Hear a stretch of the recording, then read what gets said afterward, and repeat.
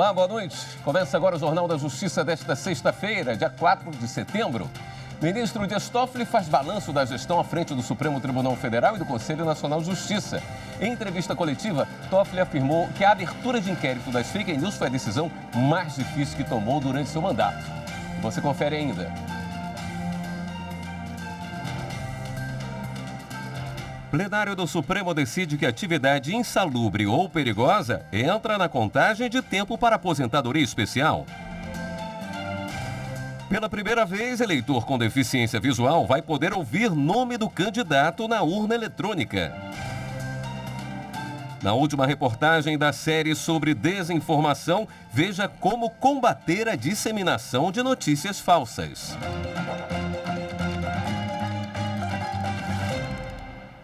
O ministro Dias Toffoli concedeu entrevista coletiva na manhã desta sexta-feira sobre os 2 anos de gestão como presidente do Supremo Tribunal Federal e do Conselho Nacional de Justiça.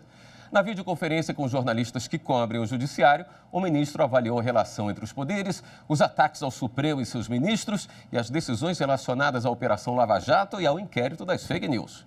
O presidente do STF e do CNJ também fez um balanço da produtividade do judiciário brasileiro. O ministro Dias Toffoli falou sobre as mudanças que a pandemia do novo coronavírus trouxe para a rotina do judiciário e que o investimento em tecnologia trouxe resultados positivos. As sessões das turmas semanais, por meio de videoconferência, passaram a ser transmitidas pela TV, passaram a ser transmitidas de forma inédita pelo canal em tempo real do YouTube na internet. No campo interno, foram modernizados os fluxos de trabalho, foram aprovadas emendas regimentais para reforçar a colegialidade das decisões, foram divulgadas antecipadamente as pautas de julgamento, foram realizados investimentos tecnológicos, promovidas melhorias no plenário virtual e estabelecidas parcerias interinstitucionais visando ao aprimoramento da jurisdição constitucional. Graças aos julgamentos virtuais, também conseguimos avançar sobre a longa pauta de julgamentos colegiados. Vejam que, ao final de 2018, havia liberados para julgamento do plenário maior 1.200 processos. Hoje temos uma pauta com 369, uma redução de quase 70%. Nesses 2 anos, a Corte proferiu 31.777 decisões colegiadas. Em 2 anos, repito, 31.777 decisões colegiadas. Não há como dizer que o Supremo é uma corte monocrática. Não há corte constitucional no mundo que tenha esse número de decisões colegiadas. O presidente do STF e do CNJ destacou o aumento de produtividade em todo o judiciário brasileiro. Investimos em automação, inteligência artificial e na integração de sistemas e bases de dados judiciais, com o fito de conferir maior racionalização e eficiência à atividade judicial. Foi lançado, entre tantas coisas feitas pelo CNJ, por exemplo, a Base Nacional de Dados do Poder Judiciário, DataJud, que reúne em base única todos os dados relevantes acerca dos processos judiciais do país.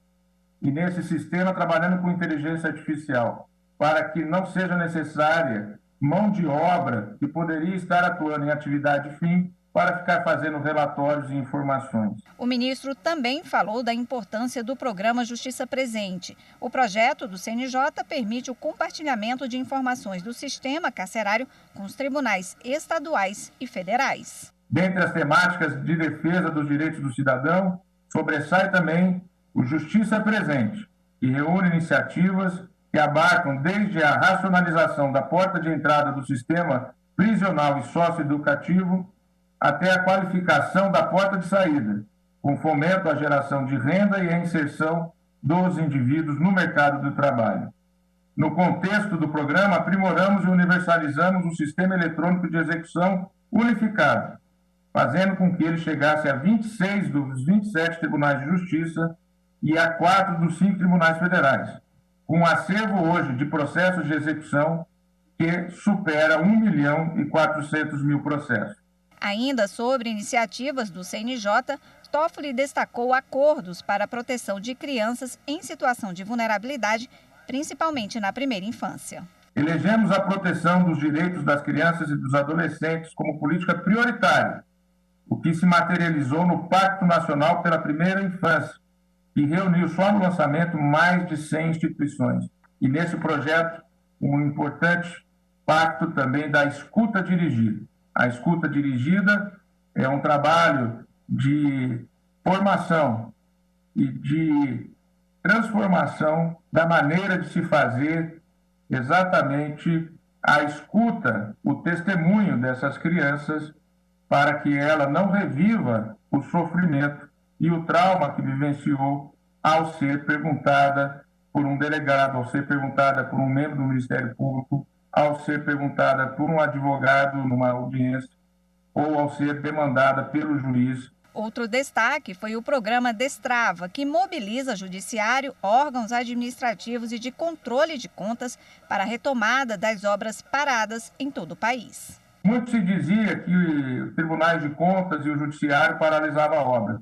No levantamento que nós fizemos no início de gestão, verificamos que apenas 3% desses casos eram em razão de decisões judiciais ou mesmo de Ministério Público. O projeto piloto está sendo executado em Goiás e outros estados já estão aderidos.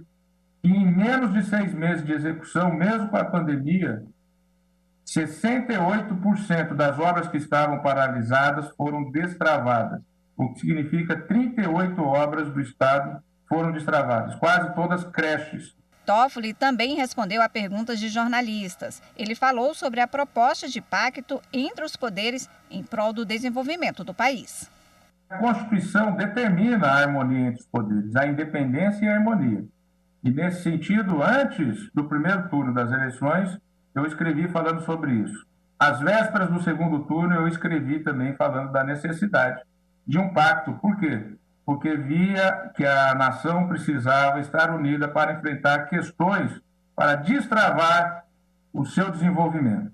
E ali destacava exatamente quais temas: a necessidade realmente de uma reforma da Previdência, a necessidade de um pacto federativo, vejam aí, né, todas as discussões, a necessidade de uma desburocratização, vejam aí a reforma administrativa, a necessidade de enfrentar a corrupção, colocávamos isso como uma necessidade fundamental, colocávamos também a necessidade de um maior diálogo, uma maior harmonia e uma reforma tributária e fiscal. Sobre a reforma administrativa, o presidente do STF e do CNJ defendeu mudanças na remuneração de servidores e magistrados em início de carreira. É necessário criar novas fases anteriores no início da carreira de magistrados, mas também de Ministério Público, também de defensores públicos, com subsídios menores, até para ter um incentivo na promoção da carreira. Eu acho que o Congresso tem todo o direito, sim, de discutir esse tema e estabelecer parâmetros que sejam importantes para que o Estado possa ter uma atuação orçamentária que não privilegie segmentos e possa atender os mais pobres, os mais vulneráveis, e seguir aquele comando que está no artigo 3º, de diminuir as desigualdades sociais e regionais. O ministro Dias Toffoli enfatizou a atuação do Supremo Tribunal Federal em defesa da democracia e destacou a abertura do inquérito das fake news. Decisão difícil, decisão que foi atacada, decisão que foi criticada, decisão que foi vista, de certa forma, como algo abusivo, mas que em junho desse ano, por 10 votos, foi sufragado como constitucional, como necessário.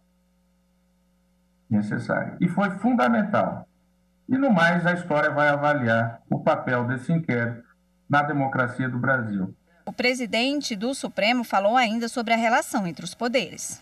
Nós sabemos que não só no Brasil, em várias partes do mundo, houve, sim, segmentos da sociedade que quiseram e querem, né, que a situação do país vai para um caos, para um extremo.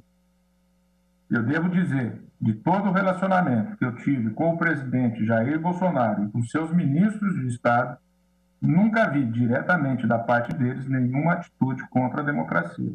O meu diálogo com o presidente Jair Bolsonaro sempre foi franco, sempre foi aberto, sempre foi respeitoso.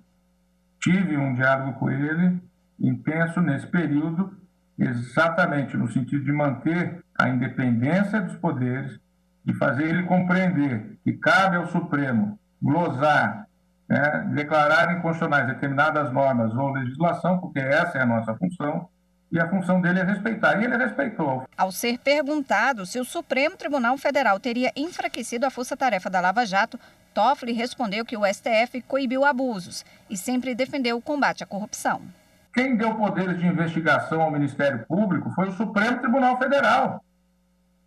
Ou seja, não existiria Lava Jato se não fossem essas leis aprovadas pelo Congresso Nacional, em coordenação de harmonia entre poderes executivo, legislativo e o Supremo Tribunal Federal e o Judiciário. Agora, o que não se pode ter é abuso.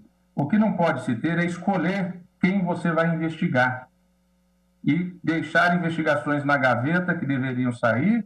Então, o Supremo, quando decide, né, pela glosa de alguma questão, o faz porque houve abuso, porque aquilo foi contra a Constituição. Sobre a decisão do Supremo, que garantiu que a União, Estados, Distrito Federal e municípios têm autonomia para determinar ações de combate à pandemia, Toffoli defendeu a necessidade de coordenação entre as esferas governamentais. Hoje já tem uma coordenação mais efetiva, mas deveria ter saído antes. Ao cabo, mesmo que isso também não tenha sido formalizado, mas passou-se a ter um diálogo maior e espero que isso continue. E a seguir, plenário do Supremo admite a contagem do tempo em atividade insalubre para aposentadoria especial. Voltamos já.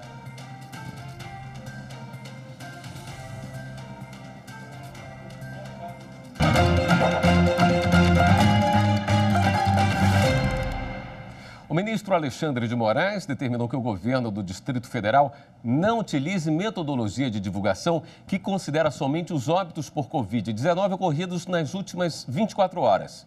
A Secretaria de Saúde deve manter a publicação também dos dados acumulados desde o início da pandemia. A decisão liminar foi em ação apresentada ao Supremo pelos partidos Rede, PCdoB e PSOL. A medida cautelar ainda vai ser julgada pelo plenário do STF. Em julgamento no plenário virtual, ministros do Supremo decidem que atividade insalubre ou perigosa entra na contagem para aposentadoria especial. A nossa consultora jurídica, Karina Zucolotto, traz os detalhes para a gente. Olá, boa noite. E hoje eu trago informação sobre um julgamento realizado no plenário virtual da Suprema Corte. Trata-se de um recurso extraordinário proposto pelo Estado de São Paulo contra uma decisão do Tribunal de Justiça daquele estado que reconheceu a alguns assistentes agropecuários vinculados à Secretaria de Abastecimento e Agricultura daquele estado o direito de se computar o tempo de trabalho exercido em atividade insalubre ou perigosa para fins de aposentadoria especial, mesmo que não tenha existido uma lei complementar regulamentando essa aposentadoria especial. Mas os ministros disseram, essa possibilidade, ela existe só até a edição da Emenda Constitucional número 103 de 2019, que promoveu a reforma da Previdência e que, a partir de então, exige-se a edição de uma lei complementar para que essa aposentadoria especial seja efetivada. Os ministros acabaram seguindo o voto divergente do ministro Edson Fachin, que entendeu pela manutenção do acórdão do Tribunal de Justiça do Estado de São Paulo e disse que não haveria qualquer impedimento constitucional à aplicação, por analogia, da Lei Geral do Regime da Previdência a esses servidores públicos, diante da lacuna da lei, diante da inexistência dessa lei complementar para se garantir a eles essa aposentadoria especial e que não poderia ser negado, diante da atividade insalubre ou perigosa, o reconhecimento ao cômputo desse tempo para fins de aposentadoria especial, portanto. O ministro Luiz Fux, relator do recurso extraordinário, acabou vencido.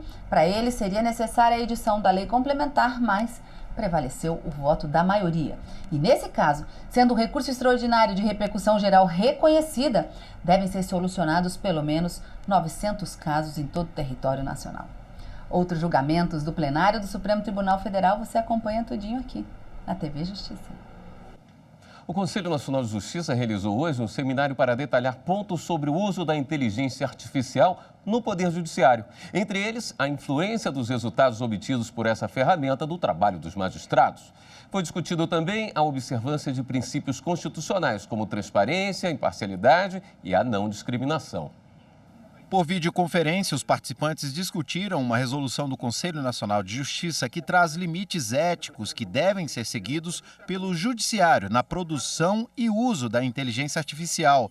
Na abertura, o secretário de Programas e Pesquisas do CNJ disse que a inteligência artificial pode ajudar a corrigir eventuais equívocos ou disparidades em decisões de magistrados. Só para dar alguns exemplos, no direito norte-americano, com o uso de inteligência artificial, eles verificaram que havia grandes disparidades nas condenações com base na raça da vítima e do réu em alguns estados. Rubens Canuto, conselheiro do CNJ, ressaltou a preocupação do órgão em continuar desenvolvendo estudos para coibir qualquer tipo de discriminação na aplicação dessa ferramenta. Essa é uma regra extremamente importante que impõe aos tribunais o dever de constituir, né, grupos heterogêneos a fim de que se desenvolva uma inteligência artificial pura, né, que não tenha preconceitos para um lado nem para outro.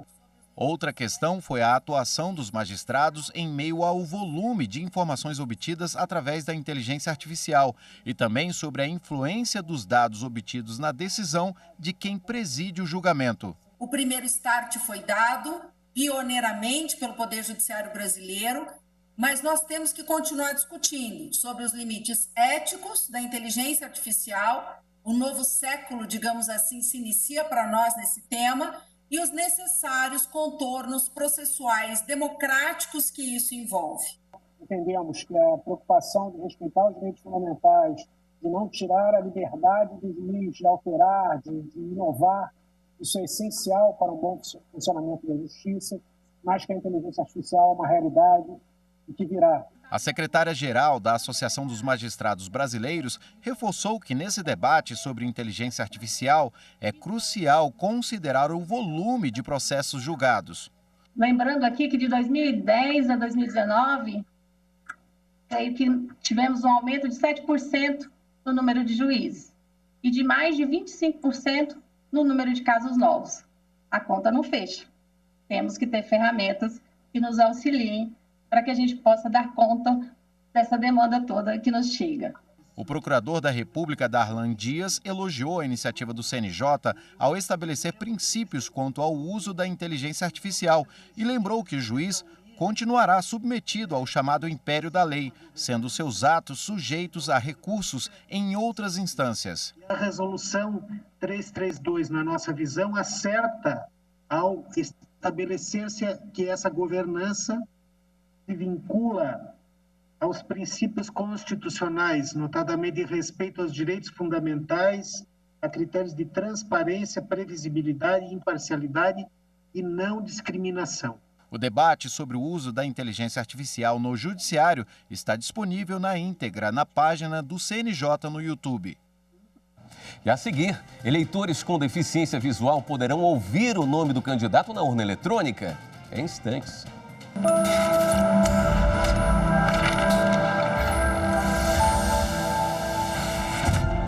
Quando eu falo em Constituição Federal, eu lembro de casa, de alicerce, porque ela foi construída em prol da população. E você pode observar durante toda a Constituição seus artigos, como por exemplo no artigo 6º, que fala dos direitos sociais. Nós temos o direito em relação ao desenvolvimento urbano, saneamento básico, propriedade, quando a casa pode ser violada ou não. Você conhece os seus direitos? Então leia e se interaja, aprenda mais sobre a Constituição Federal do Brasil.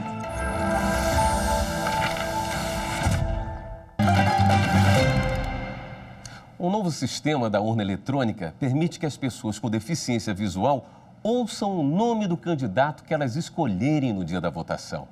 Essa é uma forma de deixar o processo das eleições ainda mais acessível a quem precisa. Não, ainda não estamos no dia das eleições municipais 2020. Não precisa se preocupar. Esse é apenas um teste que seu Edinaldo e dona Josimeire estão fazendo no novo sistema de sintetização de voz da urna eletrônica. Oi, você está votando para vereador no candidato 96. Número errado. Se apertar confirma, este voto será corrigido. O nome e o número usados pelo casal são de candidatos fictícios. A massoterapeuta e o aposentado são pessoas com deficiência visual. Os dois foram os primeiros a testar a novidade que permite que o eleitor escute o nome do candidato escolhido na hora da votação. Antes, apenas o número do concorrente era falado. Então conta pra gente, seu Edinaldo, o que é que o senhor achou dessa novidade? É bem legal, é uma novidade bem interessante e eu tenho certeza que as pessoas com deficiência visuais vão aprovar, né? Antes não tinha o sistema de voz, né? De ouvir os números que foi digitado, o nome do candidato, né? Tanto o vereador, por exemplo, que vai ser o pleito, né? Para vereador e prefeito, né? Agora vamos ter essa novidade. Achei ótimo, né? E eu espero melhorar muito mais, né? Que sempre o deficiente visual, acho que toda deficiência, mas nós precisamos mais, porque por falta da nossa visão, então, porque um cadeirante, um surdo, ele enxerga. E nós, como é que ficamos, né? Então agora está ótimo para a gente, tá? Para que o novo serviço seja utilizado, é só o eleitor informar o desejo ao mesário na hora da identificação. É necessário que ele use fone de ouvido para que o sigilo do voto seja garantido. O equipamento será fornecido pela Justiça Eleitoral.